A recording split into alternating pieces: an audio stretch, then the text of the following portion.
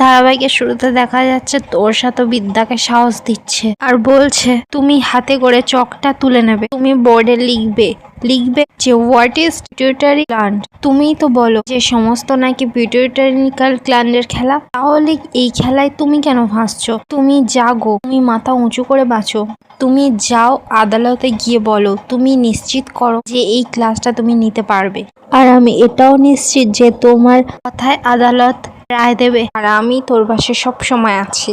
বিদ্যা তখন কাঁদতে কাঁদতে বলছে মা।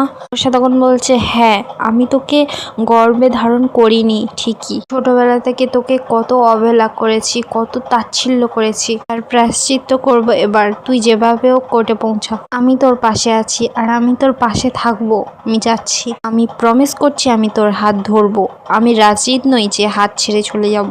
বলে তো তোষা কাঁদতে কাঁদতে ফোনটা রেখে দেয়। তখনই তো পিউ এসেছে। পিউ এসে বলছে কি হয়েছে দিদি? তোষা তখন বলছে না কিছু না, আমার সঙ্গে কোর্টে যাবি রে? আমি কখনো একা একা কোর্টে যাইনি, ওই একবারই গিয়েছিলাম ওই মৃন্ময়ীর মৃত্যুর সময়। যাবি রে আমার সঙ্গে একবার কোর্টে? তো তখন বলছে হ্যাঁ যাবো তো, কিন্তু কেন?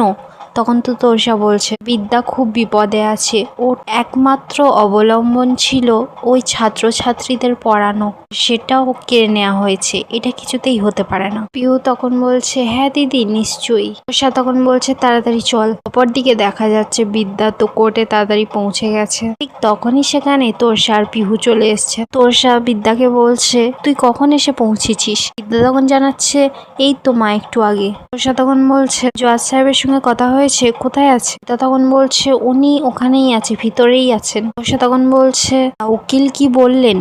বিদ্যা তখন বলছে উনি বললেন ঠিক হয়ে যাবে, কিচ্ছু হবে না। তোষা তখন বলছে তাহলে তো ঠিক আছে, তাহলে ভালো তো, তুই এত চিন্তা করছিস কেন? বিদ্যা তখন বলছে ওই যে উনি বললেন সবকিছু ঠিক হয়ে যাবে, ভালো হবে সবকিছু। মা কি ঠিক হবে? তোষা তখন বলছে মানে? বিদ্যা তখন বলছে ধরো মা, আমি একটা বড় পাথর নিয়ে আয়নার দিকে মারলে আয়না কি চির খাবে না? এটা কখনো ঠিক হবে? তোষা তখন বিদ্যাকে বলছে কি হয়েছে তোর? বিদ্যা তখন বলছে চির ধরে গেছে, আমি নিজের মুখটা আয়নাতে দেখতে পাচ্ছি না, একটা ভাঙা চোরা মুখ কেমন যেন হয়ে গেল। আমি ছাত্রছাত্রীদের পড়াবো, আমি ছাত্রছাত্রীদের বুকে আগলে রেখে পড়াই, এখানে কি হচ্ছে আদালত থেকে ছাড়পত্র নিয়ে ছাত্রছাত্রীদের পড়াতে যেতে হচ্ছে কেন? কারণ কোনো এক রাজরিত চ্যাটার্জি হুকুম দিয়েছে। তুমি বলো মা, কত বড় অপমান, কত বড় অপমান। মাথা নিচু করে আমি কলেজ থেকে বেরিয়ে এসেছি, প্রত্যেকটা প্রফেসর আমাকে নিয়ে টিটকিরি দিচ্ছিল, আমাকে নিয়ে হাসছিল ওরা। মা তখন বলছে বিদ্যা তুমি শান্ত হও, তুমি ভেঙে পড়ো না, তুমি ঠিক ঘুরে দাঁড়াতে পারবে।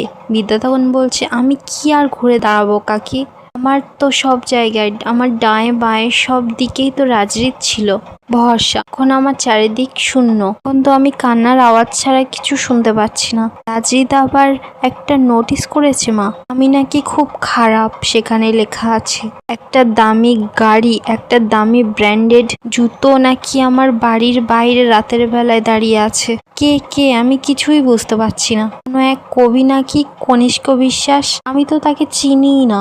সত্যি বলছি মা, আমাকে বিশ্বাস করো। আরে আমার সমাজ তো আমাকে আর বিশ্বাস করছে না। সমাজকে ছেড়ে দাও, আমার নিজের স্বামীও তো আমাকে বিশ্বাস করছে না। মা ও যদি আমাকে ডিভোর্স দিত, বলতো যদি ও আমার মুখ দেখতে চায় না, তাহলে তো হতো। কিন্তু মা এটা কি ভাবে আমার দিকে আঙুল তুলে, আমার চরিত্রের দিকে আঙুল তুলে? তুমি বলো মা, রাজজিৎ কি আমাকে চেনে না? রাজজিৎ কি আমাকে জানে না? ঠিক তখনই দেখা যাচ্ছে উকিলটা সেখানে এসেছে। উকিলটা এসে বিদ্যাকে বলছে প্রফেসর বিবি আপনি একদম চিন্তা করবেন না, আমি অর্ডার বের করে নিয়েছি, আপনি কাল থেকে ক্লাস করাতে পারবেন।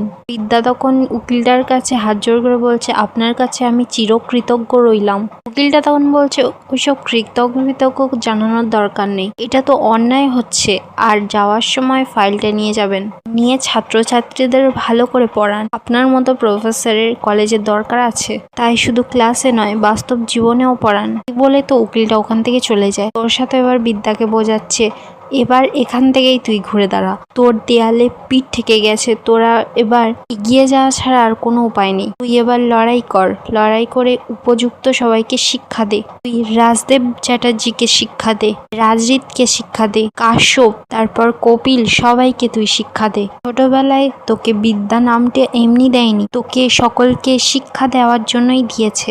বিদ্যা তো এবার কাঁদছে, তোষা এবার বিদ্যার চোখে জলটা মুছিয়ে দিয়ে বলছে তুই একদম কাঁদবি না, ওকে জলটা মোচ, একদম কাঁদবি না। অপরদিকে দেখা যাচ্ছে সৃঞ্জয় তো আড়াল থেকে সেসব দেখছিল। এবার তো বিদ্যা ভিতরে চলে যেতে সৃঞ্জয় তো সেই উকিলটাকে ধরেছে। এই উকিলটা বিদ্যার অর্ডারটা বের করে দিয়েছিল। সৃঞ্জয় এবার উকিলটাকে বলছে ওনার সাথে আমার কিছু কথা আছে। উকিলটা তখন বলছে কি কথা?